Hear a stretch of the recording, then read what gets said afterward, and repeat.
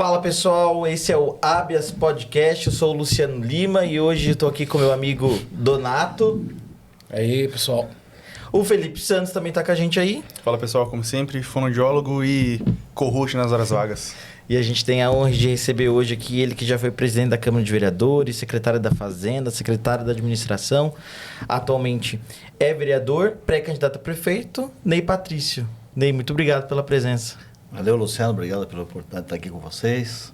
Um abraço a vocês aí, os nossos cumprimentos à mesa, né, composta por você, Luciano, Donato e o Felipe aqui. E mais uma equipe aí que está na retaguarda que não aparece, né? Isso aí. E tem mais algumas pessoas, logicamente, que nos acompanhando aí. Isso é verdade. Esse roleta aqui estava marcado já faz um tempo, o Ney também já estava adiantado uma semana, Chegou né? uma semana mais cedo. Ele estava aqui no carnaval. Quase que ele se entrevista. É.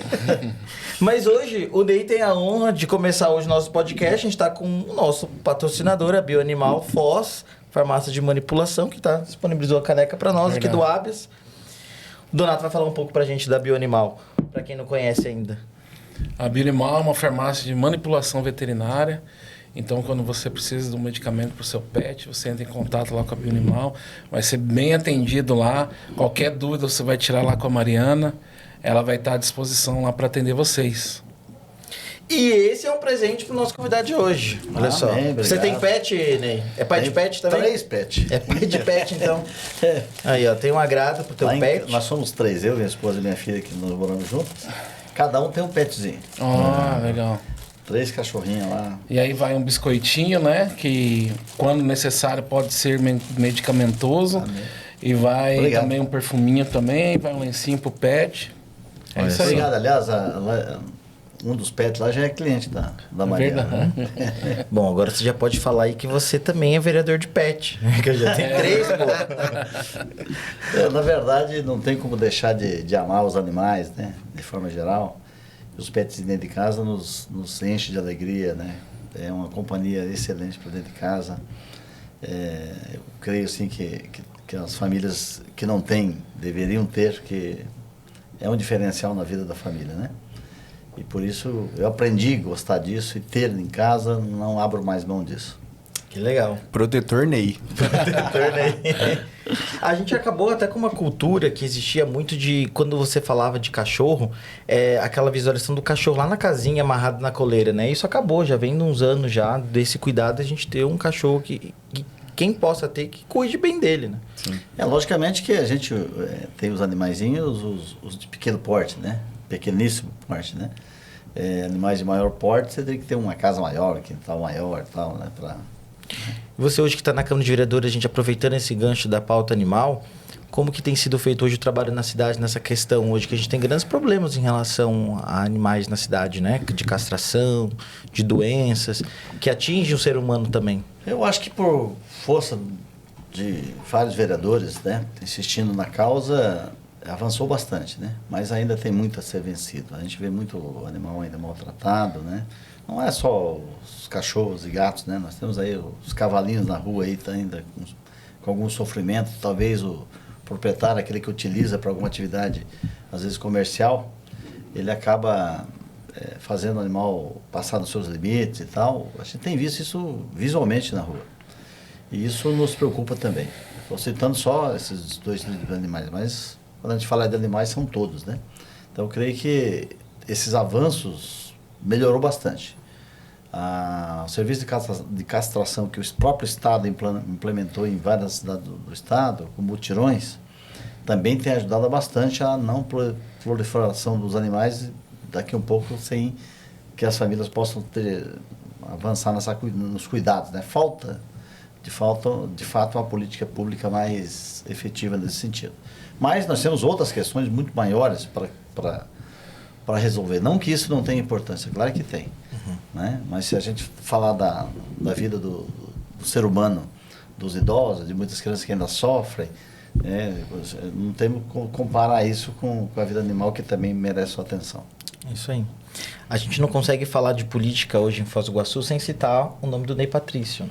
Isso não é só um vereador desse último mandato. Você já foi secretário da Fazenda, secretário de Administração. E embora você tenha ficado muitos anos, nesse período talvez de 20 anos da política iguaçuense, e não ter ficado todo esse período com mandato, mas você tem uma história lá mais de 20 anos atrás. Na sua primeira eleição, tu foi eleito vereador.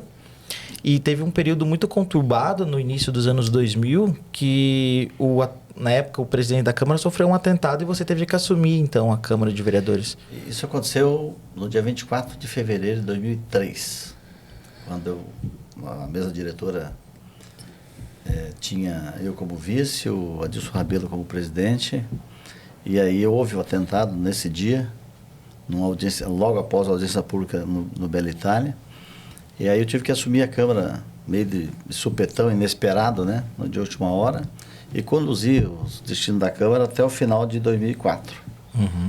Nesse meio tempo, o Adilson Rabelo estava em tratamento, como está, né? Depois acabou sendo aposentado por invalidez, se eu não me engano, e está até hoje, né? É muito triste a história dele. É uma situação bastante delicada, triste, bastante, nos deixa bastante ainda. Mas a política era muito difícil lá naquela época, no sentido de você se posicionar, diferente de hoje, assim? Olha, a gente não sabe se nada foi concluído do inquérito, das apurações, do que ocorreu. Se era motivação política, se era outro tipo de motivação. Isso não foi concluído de certa forma. O meio político se diz que era político o episódio, mas até hoje a gente não soube exatamente de que fato, qual foi a principal motivação. Você tinha quantos anos na época que assumiu a presidência?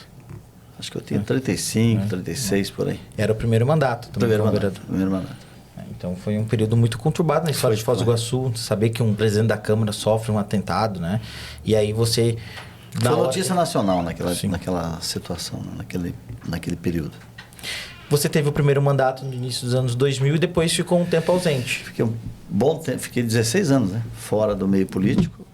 Daí, retornando em 2020, um pouco antes de 2017, assumi a Secretaria de Administração, depois Fazenda, e daí resolvemos, com a insistência de muitos amigos, que eu não queria mais, a família também não queria, disputamos a eleição de vereador, graças a Deus fomos bem votados, ficamos entre os mais votados, e aí na sequência também assumimos a presidência da Câmara por 2 anos, depois houve aquela troca, e hoje eu estou simples vereador, né?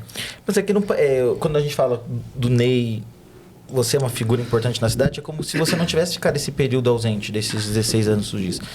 Porque você também tem a sua profissão, né? Tu é contador, advogado. As minhas relações como profissional, não no meio político, mas nas relações no meio empresarial, nas comunidades, eu mantive, eu segui normalmente, como daqui a um pouco eu posso estar fora de tudo, e a minha vida comunitária, minha vida de cidadão continua. Então, não é por isso, não é a política que vai me tirar do meu jeito de ser, da minha construção de vida, do que eu penso, né, do valor que eu dou para a família e assim por diante.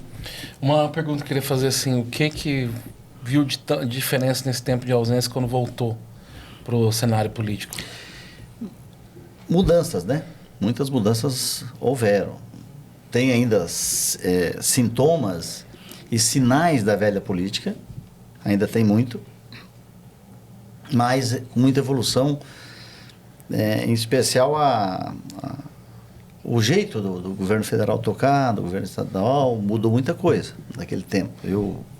A gente visualiza isso, que houve muitas mudanças, né? Do meio político daquelas épocas, sobraram poucos, né? A maioria, né? A Câmara de Vereadores, por exemplo, mudou bastante de lá para cá. E a tendência é mudar, cara. Até creio que teria que mudar até mais, né? A cada gestão do Legislativo, na minha opinião, deveria ser apenas máximo 2 mandatos, por exemplo, 2 gestões. O Executivo já acho que poderia ser só 1, que eu acho que a comunidade ganha mais para dar mais oportunidade, oxigenar o meio político, né? São situações assim que pensamentos que num debate mais profundo a gente pode mostrar o porquê disso, porquê daquilo. Mas tu tem um gabarito, não é porque tu tá aqui, mas tu tem um gabarito extraordinário, tu tem um currículo invejável, né? Profissionalmente também. Quando tu saiu daquela reeleição, você não conseguiu em 2004, né? Obviamente você teve convites para assumir alguma coisa, não sei, na prefeitura, na época, na gestão do Paulo, na época do governo estadual, alguma coisa nesse sentido. Você preferiu, então, cuidar das questões pessoais? Eu resolvi me empenhar na minha vida profissional. Foi o período que eu fiz a faculdade de Direito, me formei, então concluí daí em 2010 e comecei a advogar em 2010, por volta de abril, maio, por aí. Acho que recebi a OAB por volta de março de 2010, se não me engano. Eu queria lembrar disso, não estou... Eu te encontrei em 2017, nós tivemos uma eleição suplementar na cidade. Na época, em 2016, o Paulo, então, não pôde assumir, tivemos uma eleição suplementar. E na época eu fazia campanha, então, para o candidato, para o Mansur, era meu amigo, e eu te encontrei no Boici, entregando. E você falou uma coisa que me marcou até hoje. Falou assim, cara, a gente precisa de alguém que saiba fazer as coisas. A gente não pode mais se aventurar, porque a gente tinha passado por um período do Reni Pereira, conturbado. E foi uma frase que me marcou. A gente estava bem tarde já da noite e eu te entreguei o material do Mansur e falou assim, cara, agora a gente pode mais se aventurar, a gente precisa de alguém experiente. Tu acha que foi alguém experiente? Permanece, eu acho que continua. Eu acho que nós tínhamos naquela oportunidade alguns bons candidatos, a exemplo do Mansur, que não tinha muita experiência de poder público, mas demonstrava e aparentava ter um perfil... Uma habilidade, né? Que a cidade precisaria, que poderia dar certo. Eu acho que se ele não tivesse acontecido aquele episódio com ele, poderíamos ter hoje um forte candidato nessas próximas eleições desse ano. Mas eu continuo dizendo que a cidade, embora tenha bons talentos, os bons talentos às vezes se omitem a participar do processo político, e especialmente do eletivo, e a cidade acaba perdendo com isso. Ainda tem aquele medo, né, de se envolver com a política, né, e às vezes porque a política tinha fama de ser um lugar de pessoas que não eram bem vistas, né, e está aos poucos virando, né, e principalmente agora com esse avanço da direita, que quer trazer mais empresários, quer trazer pessoas diferentes para a política. Eu acho que esse que é o sentido, Donato. Eu acho que as pessoas estão se levantando, não vou dizer acordando porque ninguém estava dormindo, mas estão se despertando para um momento que nós precisamos. E a gente sente no movimento do Brasil inteiro e no mundo alguma notícia do levante, né, de um segmento mais de direita. Isso é positivo para aquilo que é do bem comum, para as pessoas que são de bens, para a preservação dos bons costumes e da família. Tudo isso, eu acho que há uma construção sendo feita, mesmo que silenciosa. Você me perguntou da carência. Ainda temos carência de bons líderes que realmente têm a confiança do povo. Por mais que nós tenhamos tido gestores menos ou mas que atendeu a população, que certamente deu algum sinal. Quando você me perguntou de alguns convites, eu tive convite lá na gestão do Reni, por exemplo, com muita insistência. Que eu era líder da classe contábil, eu era presidente do sindicato dos contadores e ele andou rodeando vários outros colegas da classe insistindo que tivesse um nome. Daí a classe sempre colocava meu nome à disposição. Eu já conhecia o Reni por similaridade à minha profissão, que é ligada à Receita Estadual. Eu já tinha uma ideia, né? E, portanto, naquele momento, eu estava naquele projeto de ajustar minha vida profissional, da minha empresa e outras coisas na cabeça, eu preferi recuar e não aceitar. E naquele momento, mesmo assim, ele insistiu com outros colegas da classe que também não aceitaram. E como que surgiu o convite, então, para você integrar o governo do Chico Brasileiro lá em 2017? Eu fui convidado em 2012 para ajudar na prestação de contas eleitoral, que é uma das especialidades que eu tenho, e também ajudar na coordenação. Acabei, junto com outro colega, coordenando aquela campanha em 2012 que o Chico Brasileiro perdeu para o Reni. Né? Em 2016, eu novamente fui convidado para integrar essa comissão. Foi quando eu, então, coordenei e fiz toda a prestação de conta eleitoral do prefeito, do vice. Mas não era Grupo filiado ao partido. PSD na época? Já era filiado? Não me lembro, eu acho Ah, que tá. ainda não. Tá. Não, acho que já era. Eu fui filiado, aliás, nessa ocasião. Exatamente, nessa ocasião eu fui filiado no PSD. E atendi o convite, trabalhei naquela eleição de 2017 também, coordenando toda a campanha, juntamente com outros companheiros, né? E também montei e fiz toda a prestação de conta eleitoral dos candidatos, prefeito, vice e de mais nossa coligação tinha 120 candidatos, mais ou menos, a vereador. Mais ou menos. Uhum. E nós fizemos tudo isso, montei uma equipe no escritório para cuidar disso. E aprovamos, graças a Deus, todas as contas, sem ressalva, as contas do prefeito e vice. Um outro vereador que não seguiu a orientação da gente teve alguns pecados e a gente depois acabou corrigindo. Mas tive esse envolvimento direto. Com base nisso, eu não esperava, não tinha combinado nenhum. O Chico Brasileiro então me convidou para ser o secretário de administração naquela ocasião, quando ele assumiu em 2017, né? Uhum. Na suplementar, que eu também fiz toda a coordenação. Mas na suplementar tu achou que seria fácil? Porque na época o Mansur tinha o apoio do governador do estado, tinha o apoio do Paulo McDonald, que tinha... Ele tinha vencido as eleições de 2016. Não foi uma eleição fácil, por mais que parecesse, não foi. Porque o Mansur tinha apoio do Dobrandino, inclusive. Ele tinha uniu o Paulo e Dobrandino junto com ele. Além dos apoios, ele tinha um perfil, um pórtico que era de causar inveja. Uma pessoa que tinha uma perspectiva e causava uma esperança. Então não foi eleição fácil.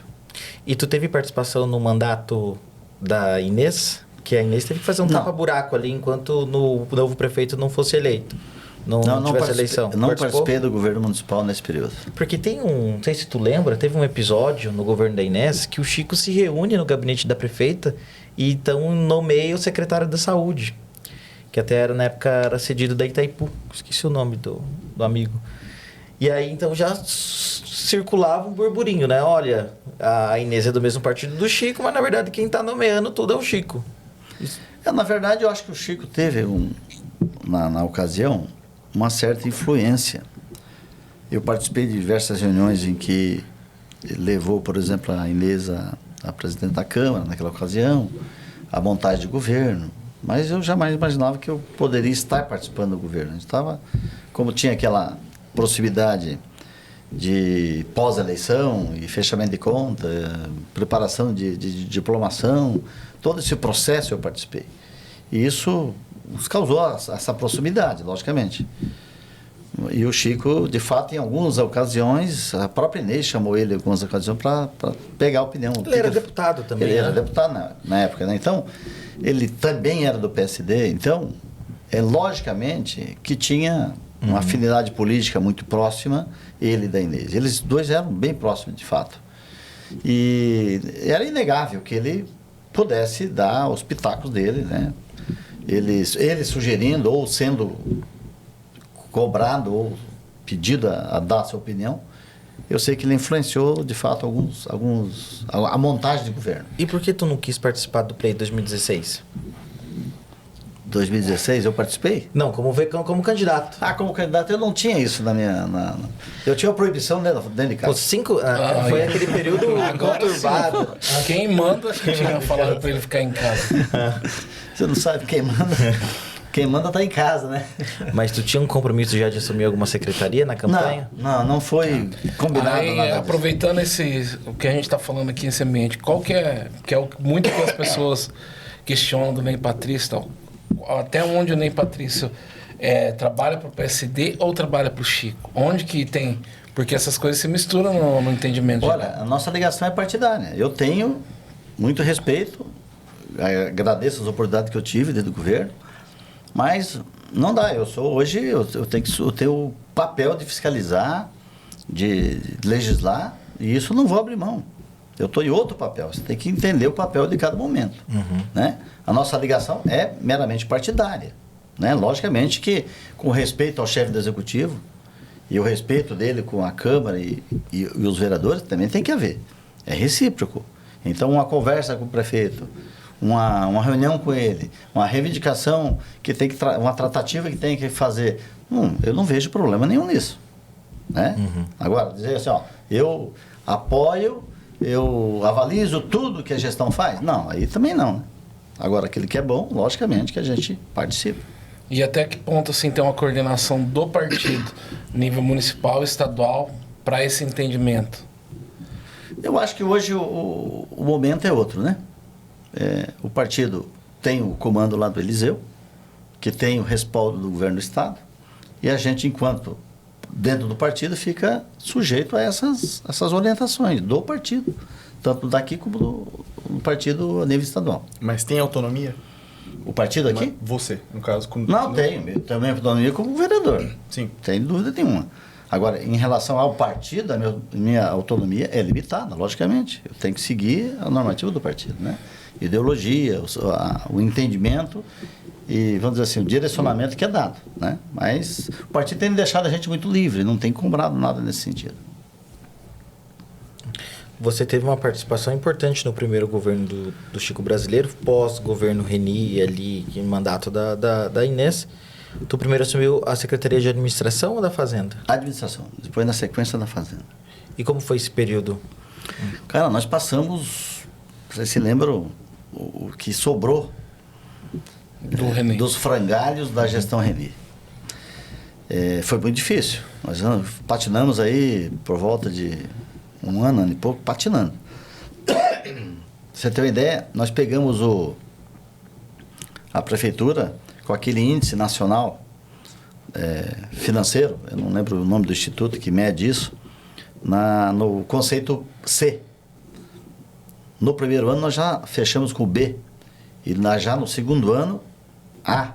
E está até hoje, se não me engano, até o do 2023, não sei como fechou.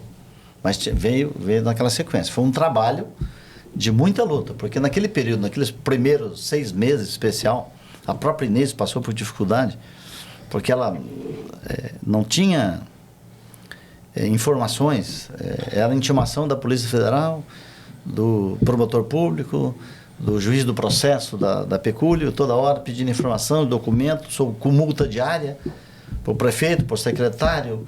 Era difícil, e você não tinha onde buscar, ia buscar uma informação, não tinha, não estava lá. Busca de computadores, a maioria estavam lá apreendidos naquela operação, não tinham voltado, então era uma dificuldade enorme para ajeitar. Mas com o tempo as coisas foram se arrumando e conseguimos, né? Então no segundo ano, metade do segundo ano em diante, que aí começou a deslanchar, tanto que o prefeito brasileiro conseguiu fazer uma excelente gestão, no meu conceito, naquele primeiro mandato.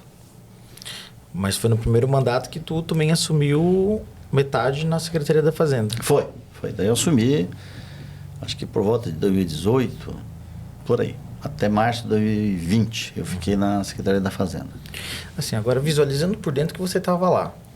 A gente sabe que a gestão Reni foi desastrosa por causa da questão dos escândalos de corrupção, mas internamente a situação estava assim tão ruim, porque a gente via o quê? Uma propaganda diferente. Uma propaganda de ruas sendo feitas, asfalto sendo feito, Na gestão do Reni? Na gestão do Reni. Não foi feito tudo isso, né? Eu acho que o governo Chico fez muito mais que o Reni de sobra, né? Eu acho que o Reni estava preocupado com outras coisas, né? De gestão em si. Patinou, os interesses eram outros. Ele tinha um governo que não era o comando, o freio total. Né? Me dá a impressão que tinha muitos participantes do governo que tinham uma certa autonomia, né?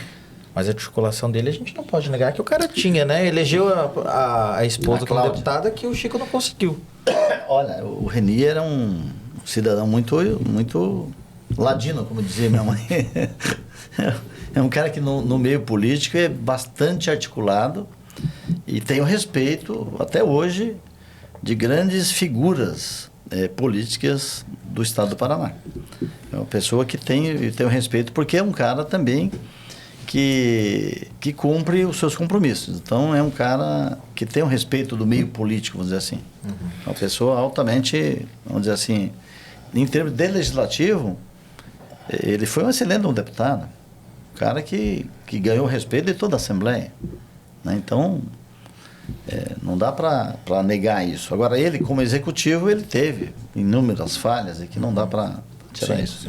Agora, pegando esse ponto, numa parte ali que você falou agora, lá o Chico fez uma excelente administração ali nos primeiros anos. Aonde você acha que o Chico começou a perder a mão? Ou se você acha que ele não perdeu a mão, mas onde ele se afastou da população, que a população tem essa rejeição com o governo dele? O que começou a dar errado ali dentro? Eu acho que a rejeição do Chico é mais da pessoa dele, da questão ideológica, não é tanto da gestão. Lógico que, em especial nesse último ano, ele andou, de fato, perdendo um pouco, tendo muitos problemas dentro da gestão, em especial na saúde, né?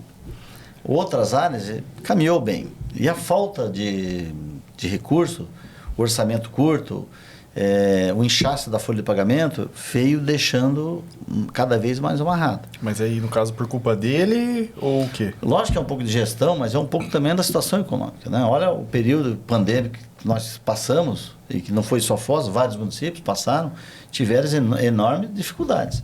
E que muitos delas não recuperaram. Nós, em especial, de Foz, demorou um pouco mais para ter essa recuperação. Tem cidade que, aliás, nem teve problema. Mas chegou a faltar mesmo em Foz do Iguaçu? Recurso? Recurso. Sim. Se tu perguntar, o orçamento é bom, é grande? É excelente. O orçamento do tamanho que Foz tem, orçamento muito bom. Mas a necessidade é maior que ele. Então é o tal do cobertor curto. Ele não consegue avançar tudo. Agora, falta um pouco de gestão? Falta, lógico, que tem que fazer gestão quando o dinheiro é curto. Se administrar com recurso sobrando, dentro da nossa casa, é fácil, né? A mulher nem briga com a gente, né? Mas acho que faz falta, então, ter um Ney Patrício no executivo? Olha, eu acho que eu tenho condições de contribuir muito para isso, né? Não estou dizendo que eu sou o bambamã, que vou resolver, que tem solução para tudo. Não, a solução é buscada junto com a discussão, junto com a sociedade civil organizada, junto com os governos, buscando as parcerias público e privado. Tudo isso tem alternativas, dá para construir uma situação amena. Eu acho que Foz pode se recuperar, não de curto prazo, mas de médio e longo prazo, ela pode, um projeto para a cidade, 10, 20, 30 anos, nós podemos recuperar a cidade e deixar do jeito que todos querem, todos que nós imaginamos. Para deixar um legado bom para os nossos filhos, para a nossa família, para as pessoas da cidade, em especial para as famílias que mais precisam, mais carentes, mais necessitadas. Uma coisa assim que... Desculpa que eu tô meio... Água gelada aí. Quer tomar uma aguinha aí? Pode tomar, fica à vontade. Tô saindo de uma gripe final, eu acho que é isso que está me deixando aí. Tomara que seja gripe biscoito. mesmo, hein? Comeu um biscoito. Tem um biscoitinho no Comeu um biscoito da Ele falou que serve como remédio. Não é verdade? Já pode comer. É verdade. Já comi um aí. Quero mandar um abraço pro Hernani, que pediu, pro Rodrigo. Falar, não, já vai lá, manda um abraço para nós. Tá aí, tá dado um abraço. E nessa questão que a gente está falando agora de gestão, nessa parte, algumas pessoas, infelizmente, não pediram autorização para falar o nome delas, aí fica complicado você citar o nome, mas muitas pessoas, assim, desse meio político que a gente conhece, chegam e falam assim, o Ney é o mais, eu acho que é o que tem mais capacidade técnica. Né? Fala assim, pelo que eu conheço, pelo que eu já vi, o Ney é que tem mais capacidade técnica. Mas ele não tem o carisma dos outros candidatos. E também já colocam essa questão de ligação com essa proximidade com o Chico.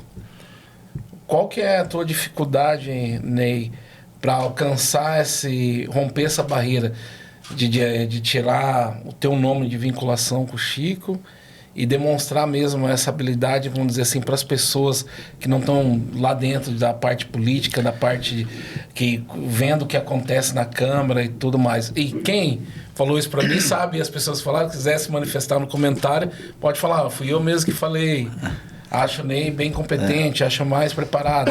Eu acho que essa questão da possibilidade e de fazer uma boa gestão, de poder contribuir com o município na construção de um plano de médio e longo prazo, sem deixar de olhar para as questões de momento, e emergentes e urgentes, a exemplo dos problemas que tem a saúde, que tem que ser resolvida, essa questão da competência, talvez eu seja suspeito em falar e que as pessoas que já me conhecem já sabem. Agora, essa ligação, hoje, como eu disse, é partidária. Como é que vai demonstrar isso? Eu tenho um respeito pelo partido, estou lá, posso, se eu quiser trocar de partido, que eu não desejo, é só daqui mês que vem, né? Que é o mês da janela. E por incrível que pareça, né, às vezes as pessoas não sabem, o Chico é do meu partido também. Continua no partido, eu creio que ele vai continuar, não há problema nenhum com isso. E também o respeito que eu tenho criado ao longo do tempo com ele, jamais eu vou tirar. E é isso que as pessoas não entendem, porque eu tenho respeito, que tenho possibilidade, eu tenho que ir lá e bater nele. Não, não é isso, né? Eu tenho que rachar, tenho que ir lá e brigar, e, como alguns fazem, de desqualificá-lo, né? As suas votações na Câmara, ultimamente, eu acho que tem refletido um pouco sobre isso, né? Tem. De não ser um mero cartório do Executivo, de que vem, você carimba a decisão dele. Eu acho que eu já tomei algumas atitudes que eu não concordava, ou que eu concordava que pudesse contrariar a prefeitura, o próprio chefe do executivo, e que isso demonstrou essa minha independência já não é de agora, de mais de ano. Né? Mas as pessoas insistem, tem alguns que ainda falam, tá ligação ao Chico, você é do Chico. O cara não sabe enxergar ou tá míope, né? Eu não sei.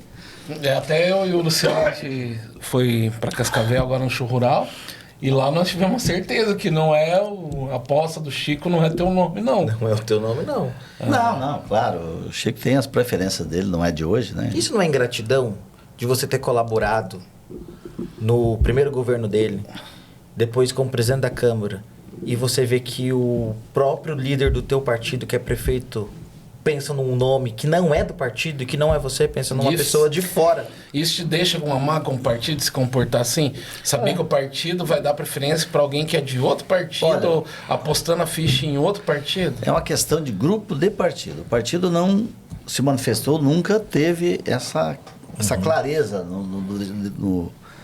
na direção que se deva tomar.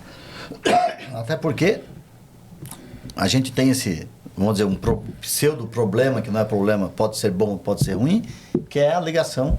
A meu partido é do governador. Sim. Então, um partido que na sua cidade o governador é o que tem o comando no nível do estado, você vai respeitar e passar pela diretriz do comando estadual. Então, isso tem também dado a dificuldade que você não tem uma liberdade de tocar o caminho por aqui ou por aqui. Isso a gente tem que respeitar. E eu respeito a questão partidária, o comando do partido, porque eu estou lá porque tive a oportunidade de ser candidato pelo partido e que eu participo. Mas você acha que o partido não sabe disto? O partido não observa isso, não vê, não está sabendo essa movimentação? Logicamente que deve estar sabendo e aguardando o melhor cenário para se posicionar. Eu creio nisso, sabe? Então, acaba desvalorizando, lógico que preterindo certos interesses de companheiros que foram sempre companheiros dentro do partido até agora. Hoje, você está como pré-candidato a prefeito.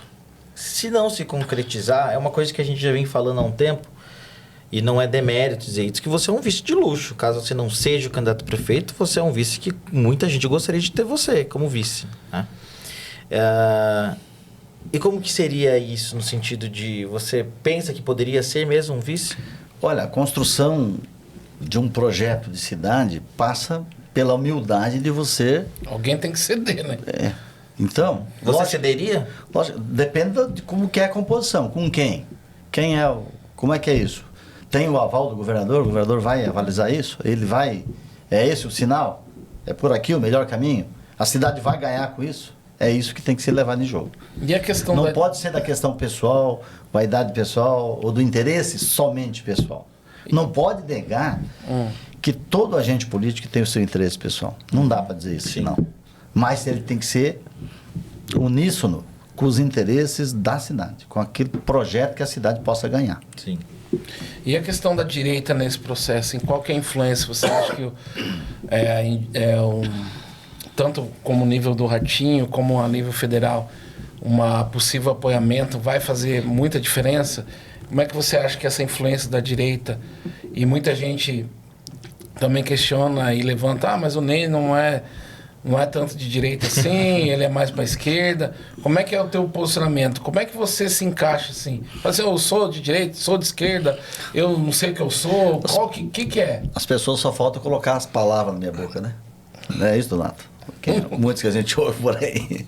Só não se declara comunista, pelo amor de Deus. O PSD é um partido Veja, de gente. direita. Né?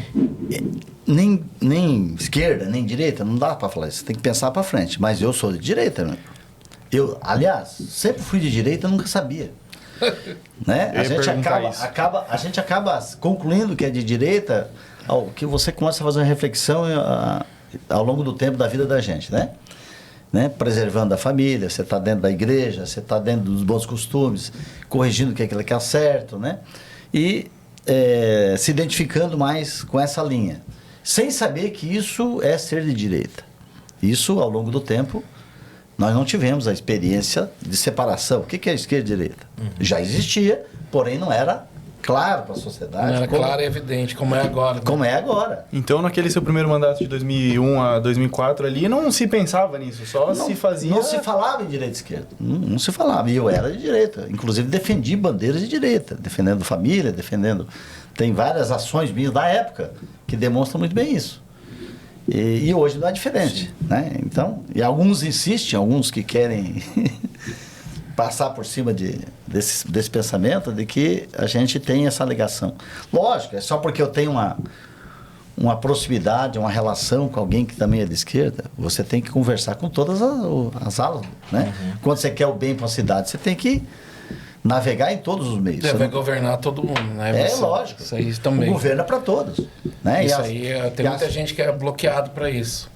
Então, quando tem uma política boa, política pública, que é interessante da esquerda, você não vai adotar, não vai implementar, você pode melhorar, colocar ela na linha, alinhar ela de acordo com o pensamento de direita, mas implementar, melhorar. E as pessoas veem, não, isso é da direita, não pode, arranca fora. Quero saber, você está pensando um ato. Você já se transforma em esquerda no pensamento de determinadas pessoas, não são todas, né? Agora as pessoas que me conhecem sabem, Donato, sabem. É que às vezes, ou não conhece, ou está com uma intenção de falar para a terceira pessoa. Então, aí é que eu ia entrar na questão aí dos bastidores, que tem uma dificuldade da população em si conhecer tudo que acontece, até por tempo está trabalhando. Uma coisa que eu ouvi o Ney falando esses dias, falou assim, o problema da direita é que nós estamos muito tempo trabalhando, enquanto o outro lado está pensando em fazer política. O cara de direita está trabalhando, não tem tempo de fazer política. E essa que é a nossa dificuldade. Politicagem, né? Às vezes. É que eu falei da votação, da última votação sobre as escolas cívico-militares. Exatamente. Se a população que de fato gostaria que vencesse, estivesse politizada para ir votar... Naquele caso, eu tenho certeza, 70%, Felipe, da população queria a escola cívico-militar. Mas não estava lá. Movimentaram. Exato. Eles estavam empregados, Um estavam problema trabalhando. muito grande foi também que o adolescente teve direito. Quando ele tinha a idade, o segundo e o terceiro ano, todos poderiam votar, porque eles tinham idade de 16 anos, como pode votar presidente, podia fazer essa votação e tirava esse direito dos pais. E muitos ali já estavam no final do ano, nem estudar mais iam. Então acabaram voltando assim. Quem deveria ter mais força nessa votação era aquele que estava colocando seu filho no primeiro ano para estudar ali, que teriam 9 anos ainda dele ali dentro daquele sistema. Boa leitura, você tá falando. A pessoa que votou lá estava saindo, deixando o sistema que não estava nem aí. Né? Porque viria, ou que se melhoraria, ou pioraria, ele queria ver o dele e tchau. Então, eu acho que essa questão da eleição ser aberta do jeito que foi, lógico, é democracia, tudo, só que ela acabou prejudicando, por exemplo, o pai que vai passar 9 anos com o filho dentro da escola, versus o adolescente que estava ali no último ano e não ia saber mais, nunca mais ia pisar dentro do colégio. Mas voltando ali nesse pensamento que a gente estava falando de coisas de direita, eu já era de direita, coisas que acontecem, um pouco dos bastidores que a gente sabe por estar envolvido mais nesses, dentro da política e alguns movimentos, é a questão, por exemplo, que muita gente me fala que o Ney que ajudou lá nessa tal mobilização, lá na Marcha da Família, quando saiu do Gramadão, era o Ney que ajudou, né? De fato, eu tinha ajudado. dei minha contribuição lá naquele processo, né? Bastante, inclusive. Mas acabou não aparecendo e outras pessoas pegaram o microfone e acabaram tendo a visibilidade.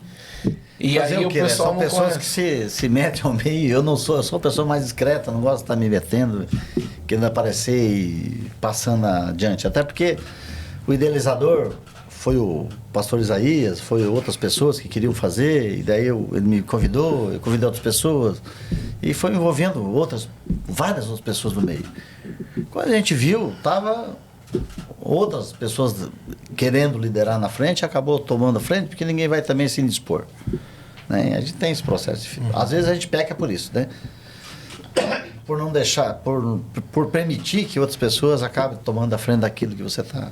E acaba que essa questão não acaba sendo publicitada. foi o Ney que ajudou, foi o pastor, que nem citou agora, Isaías, que ajudou naquele dia e tal, ninguém nem fica sabendo.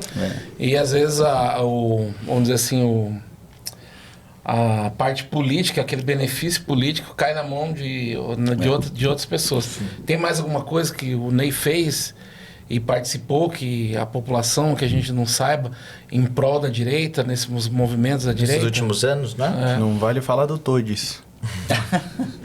Isso é obrigação. Isso já está explícito, né? Então, olha, quando a gente vai falar, Donato, das questões de direita e de esquerda, a gente tem que, qualquer situação, tem que ter respeito. A luta das minorias, ela tem que ser respeitada e tem que ser dado o seu devido valor.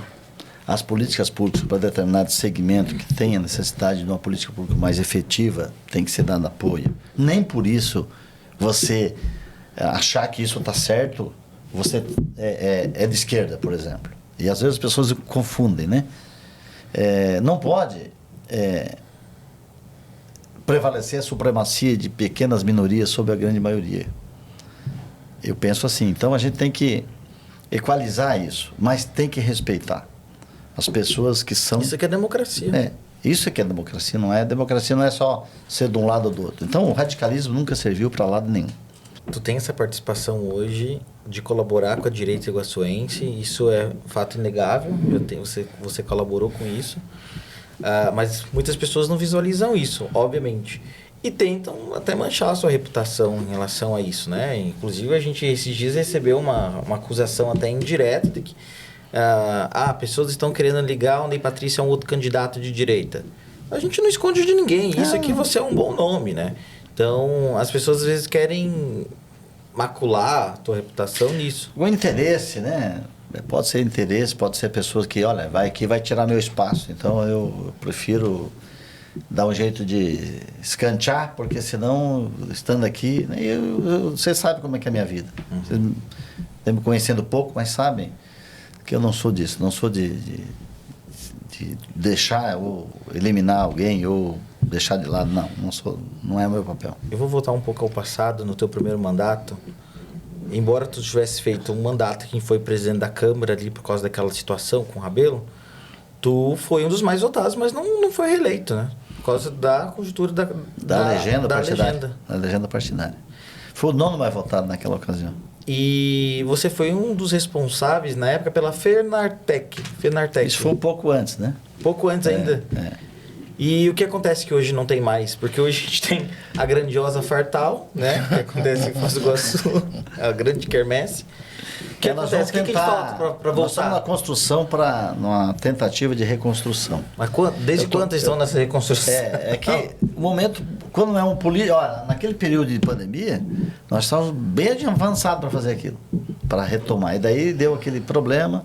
É Fenartec? Fenartec. Feira das Nações, Artesanato, Turismo e Cultura de Foz do Iguaçu. Então, naquela ocasião, era para ter acontecido. E aí, a pandemia, depois o pós-pandemia, e aí foi se alastrando. Tem um momento eleitoral também que atrapalha um pouco nesse processo. E aí, esse grupo de companheiros da Câmara Júnior ainda, nós estamos nos reunindo novamente para a gente tentar reconstruir. Tem que avaliar se isso vale a pena. Foram quantas edições que aconteceram? 23. Nossa, bastante. Né? Pô, a gente perdeu hoje o protagonismo na região com festa, né? Na verdade, a cidade perdeu muito com isso, e outras cidades na região também as que ainda mantém com muito, assim, umas festas acanhadas, né? Nossa própria Fartal é um exemplo disso.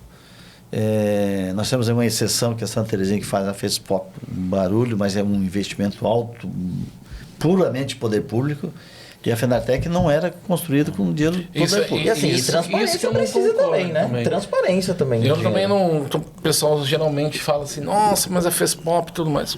Mas é dinheiro que é colocado lá. Dinheiro público, né? Dinheiro público. Será que você quer que todo esse dinheiro público seja gasto com uma festa? No Gustavo Lima?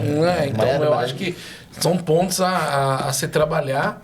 E aí eu acho que a questão que eu nem já ia entrar ali, falar que não era o dinheiro público gasto. Tinha dinheiro público, mas o dinheiro público institucional da prefeitura, da Secretaria de Indústria e Comércio, que comprava algum dos estandes, como é que era feito a sustentação econômica do evento? Era com a parte comercial, que patrocinava ou bancava o resto da feira, que era a parte gastronômica, a parte de danças típicas, música, o folclore em geral, né?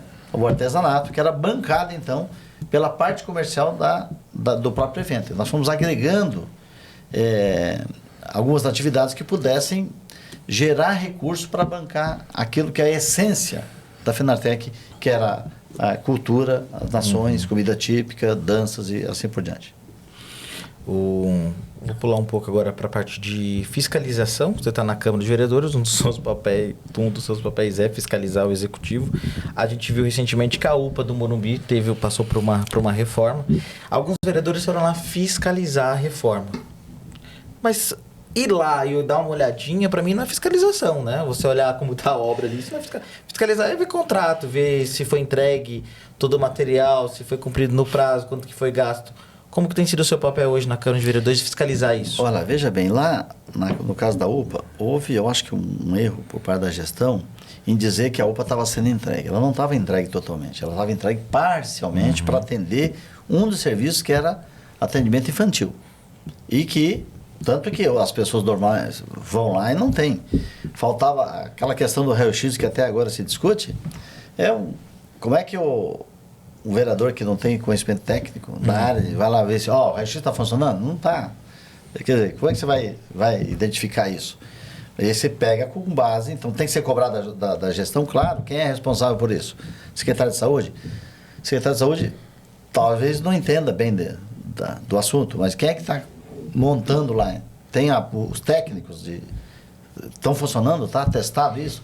Não é só isso. Outros aparelhos estão funcionando, então é isso que tinha que ter visto, né? Uhum. É isso que faltou. Teria condição de identificar, aferir que naquele momento determinados equipamentos não estavam funcionando? Acho muito pouco. Então, o principal erro da gestão que eu achei que foi anunciar que a UPA estava sendo reinaugurada. E não era esse o papel. Era a entrega parcial para atender um serviço mais urgente. Por mais que as obras já estivessem atrasadas. Poderia atrasar um pouco mais e entregar correto. Uhum. Né? Então, esse é o ponto de vista. Né? Mas, logicamente, que se tu questionar a gestão, o próprio gestor ou o próprio secretário de saúde vai falar, vai ter seus argumentos, as suas considerações em relação a isso. Mas não é só na UPA, né? Outras obras que estão sendo entregues, por exemplo, vai lá e entrega um espaço esportivo, um campo... um complexo esportivo. 2 meses depois não tem ninguém responsável cuidando, já está abandonado o lugar, né? Então você não é só entregar, você também deixar já planejado quem que vai ficar responsável por fazer a manutenção, quem vai ficar responsável por fazer a fiscalização. Eu acho que até tem, viu, Luciano? Mas eu vou dizer um pouco disso. Não é só o poder público responsável.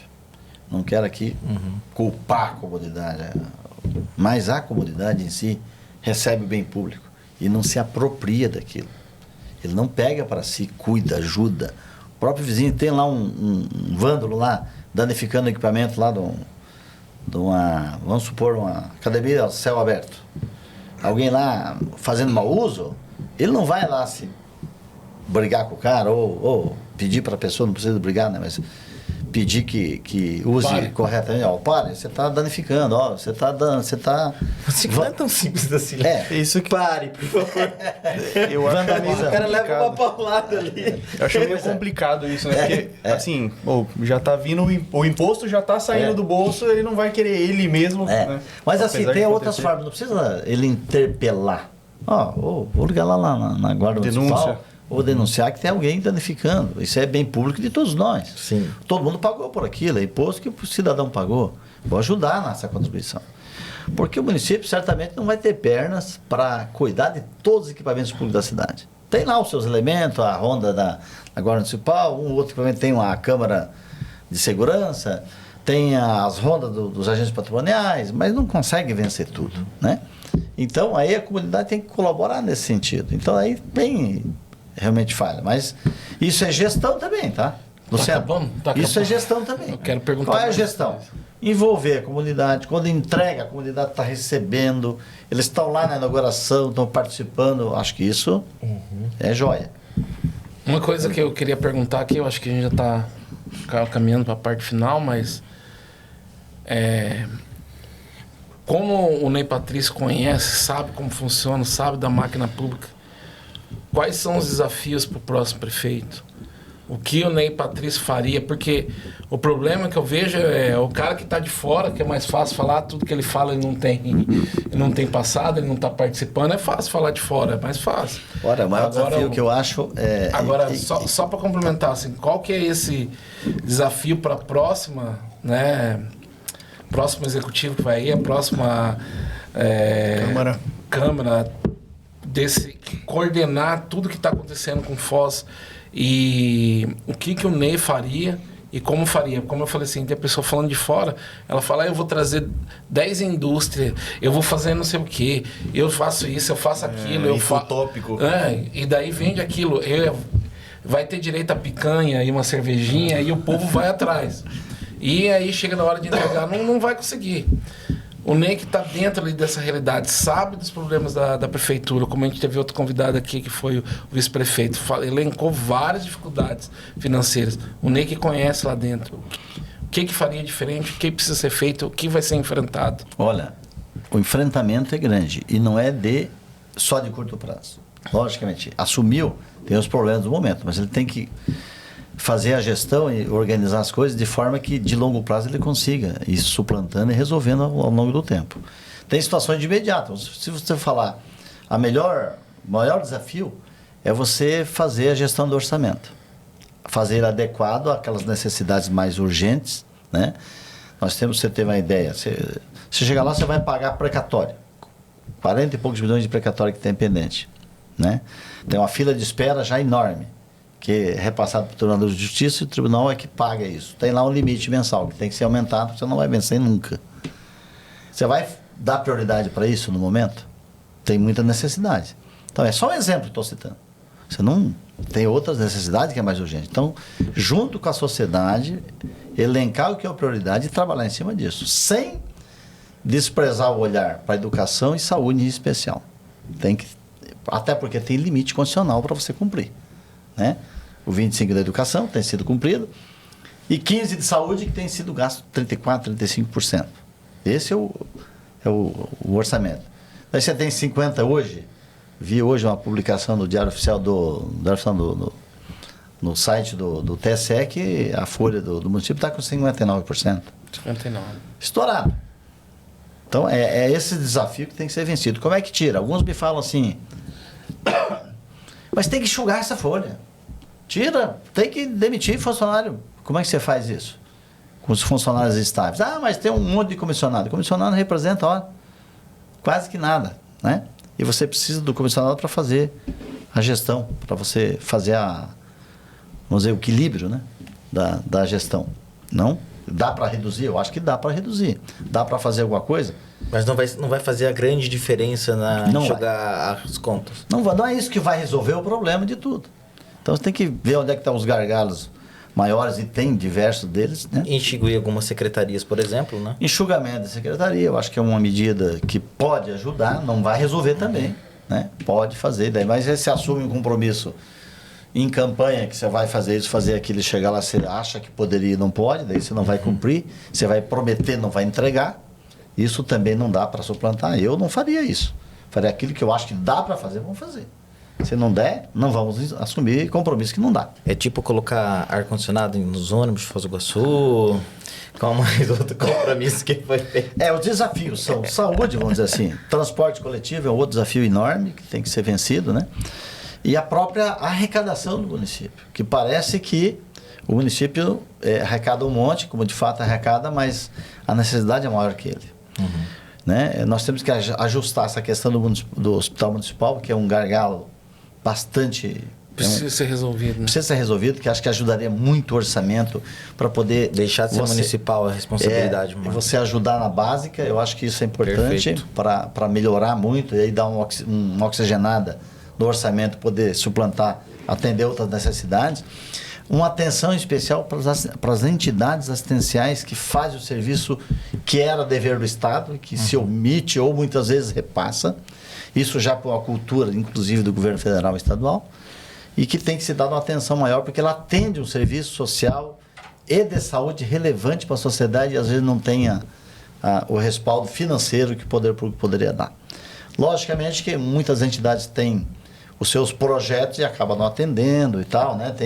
Não consegue cumprir na sua íntegra e precisa de recurso, de aporte de recursos, que sai mais barato do que você implementar no própria estrutura orgânica do município. Fazer uma pergunta, por que quando você, presidente da Câmara, não conseguiu entregar a sede da Câmara, a nova sede, prédio alugado? O que aconteceu que faltou para o Ney dar esse pontapé? Prédio alugado? O anexo. Isso. O anexo. A nova sede da Câmara, o que faltou? A sede da Câmara não é alugada, é a própria. Não, mas eu digo, o que faltou para você dar o pontapé para que a Câmara estivesse hoje no Centro Cívico, o terreno que tem? Na verdade, o terreno não estava liberado totalmente. No meu mandato, isso.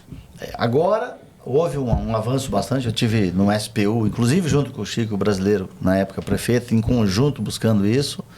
Tinha um problema lá da época da gestão, inclusive do Reni, que tinha tido um compromisso de iniciar, porque a União, aquele terreno, a União não doa de imediato.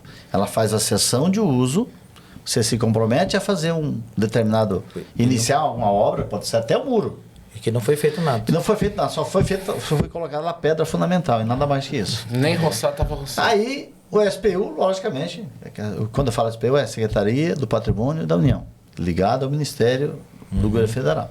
Ele simplesmente revogou aquela cessão de uso. Daí nós perdemos. Quem entrou na parada? A Unila. A Unila avançou bem.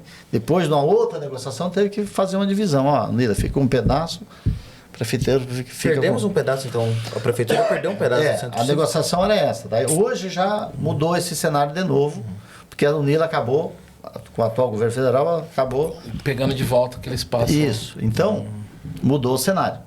E agora, o João, nosso atual presidente, teve, verificando isso de perto, avançou agora, e agora sim, dá para fazer. Não é a Câmara que vai fazer o prédio, é a Prefeitura que faz e entrega para a Câmara. Né? Tanto que os bens, a Câmara pode vender um bem. Esse dia o João trocou o carro, né, um dos veículos da Câmara, e devolveu para a Prefeitura. Ele não pode fazer a desintegração do patrimônio, porque o patrimônio não é da Câmara.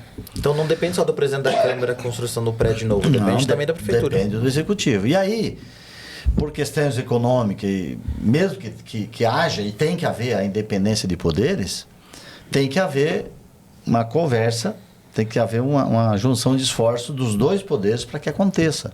E aí a ideia, inclusive para a cidade, como acontece em várias outras cidades, é uma questão até lógica de se fazer o centro cívico. Que é a prefeitura e a Câmara do lado, mais outros órgãos. Para facilitar, né? Facilita tudo. E vai ficar perfeito aqui, perto do Fórum, Justiça Federal. Diferente da Câmara, como hoje, tem uma sede independente, né? Dá o ar de independente, mas isso não é isso que vai resolver a independência do poder. Agora, uma coisa assim, que gostaria também de perguntar, já para quem se preocupa mesmo na administração, de como vai funcionar isso.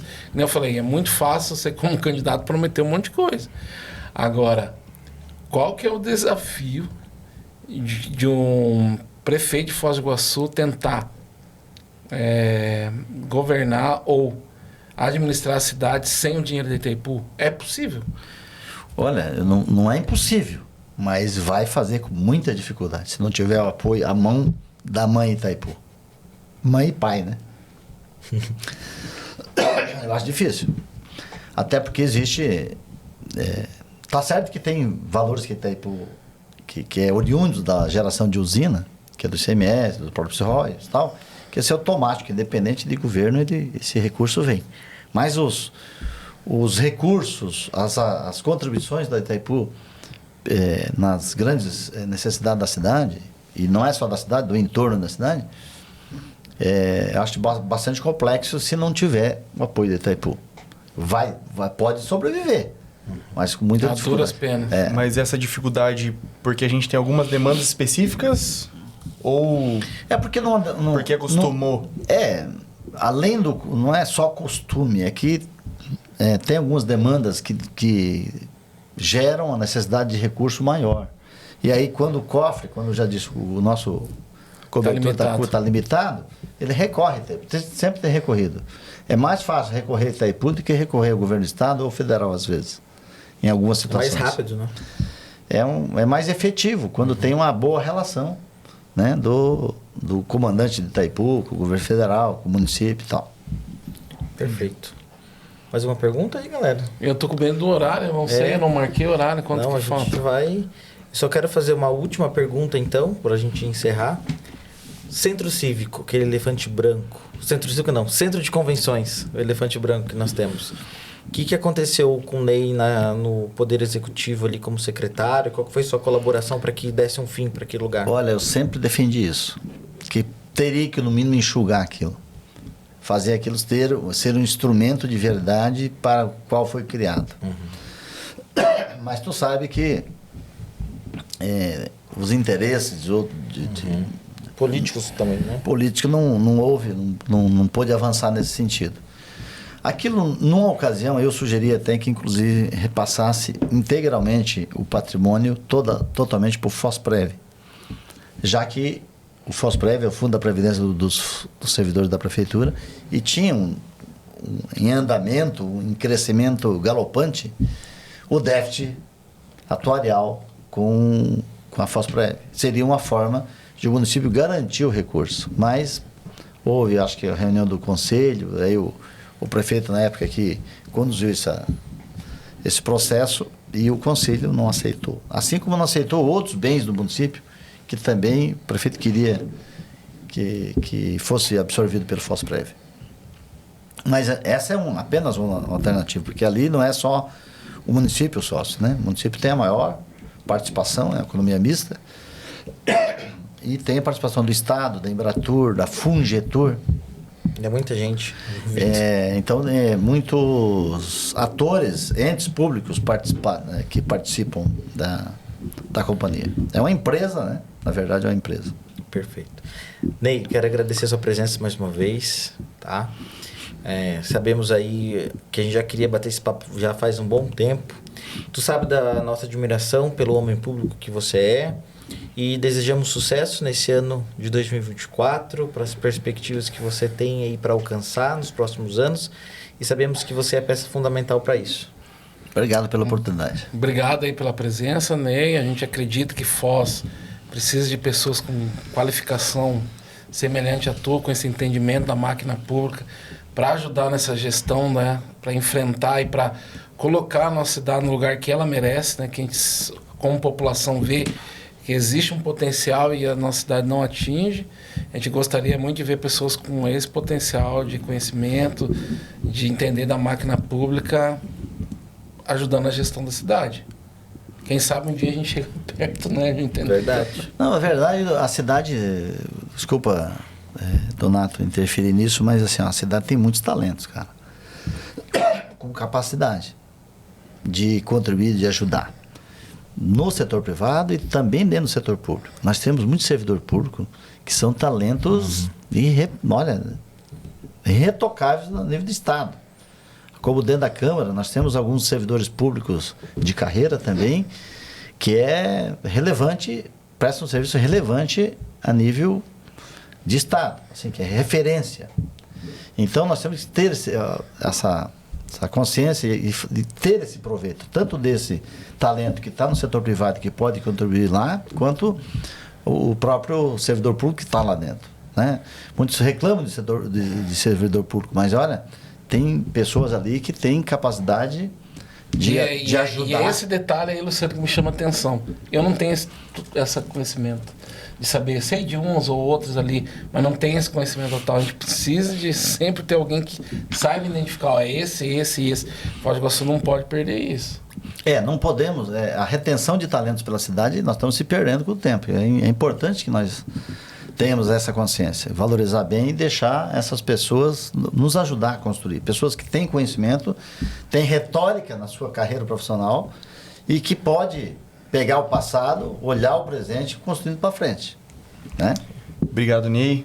A gente Obrigado, sabe Felipe. que Foz do Iguaçu é um negócio que tem um tema que tem muito assunto, né? Então, 1 hora é pouco a gente para falar de Foz do Iguaçu, dos problemas que tem a cidade, para um futuro. Então a gente espera que tenha uma próxima vez para a gente continuar esse bate-papo. Obrigado, e Felipe. Agradecemos mesmo pela sua presença aí. Obrigado, Felipe, pela consideração, né? Ele falou que eu ia esquecer o nome dele, não esqueci. É verdade. Já ganhou um voto aí, porque... O Felipe vai falar pra gente das nossas redes sociais, né, Felipe? Sim. Ó, pessoal, se liguem.